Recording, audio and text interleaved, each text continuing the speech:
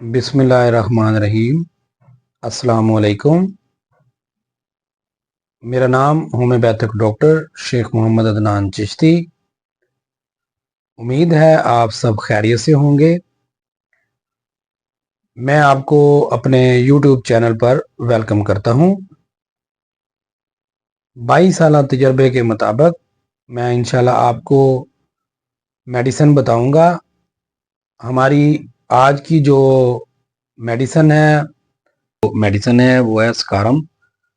बहुत से डॉक्टर, हमारे दोस्त, प्रैक्टिशनर और होम्योपैथिक स्टूडेंट इस दवा को नज़रअंदाज करते हैं।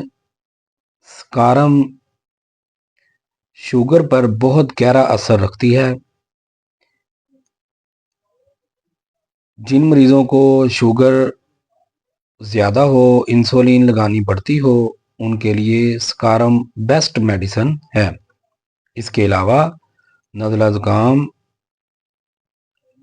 और जिस्म में थकावट का होना, बड़ी मिकदार में दूध की बनी हुई चीज़ें जैसे पेस्ट्रियाँ वगैरह जो कि कब्ज़ का बाइस बनती हैं और आंतों को नुकसान करती हैं, इनके लिए स्कारम बहुत अच्छी मेडिसिन है।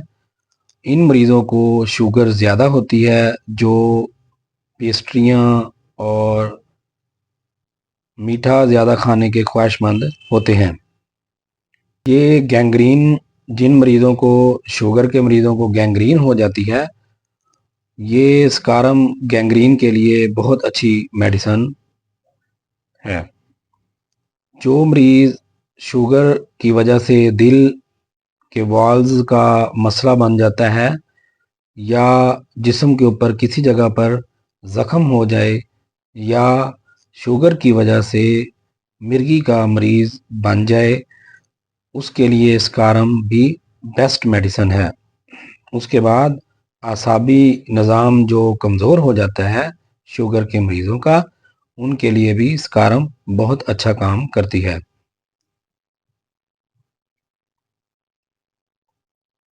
अजीम डॉक्टर हेरंग के मुताबिक ख़वातीन और बच्चों की दायमी बीमारियों में जो बच्चे और ख़वातीन हर वक्त शुगर यानी कि चीनी, जो ख़वातीन किचन के अंदर चीनी उठाकर खा लेते हैं या बच्चे चीनी खाना शुरू कर देते हैं, उनके लिए स्कारम बहुत अच्छी मेडिसिन है।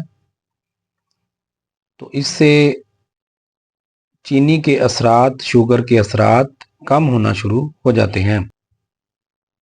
इसकी खुराक क्या है? 5 कतरे सुबह, 5 दोपहर और 5 शाम। दिन में 3 बार स्कारम के पानी में डाल के इस्तेमाल करें। इंशाल्लाह स्कारम मेडिसिन शुगर के मरीज़ों में इंशाल्लाह बहुत कारआमद मेडिसिन है। तो दोस्तों, आपने मटीरिया मेडिका की मेडिसिन स्कारम ऑफ के बारे में सुना। उम्मीद है आपको वीडियो पसंद आई होगी। जिन दोस्तों ने मेरा चैनल सब्सक्राइब नहीं किया वो दोस्त चैनल सब्सक्राइब कर लें, और जिन्होंने कर लिया उनका शुक्रिया। अल्लाह हाफिज़।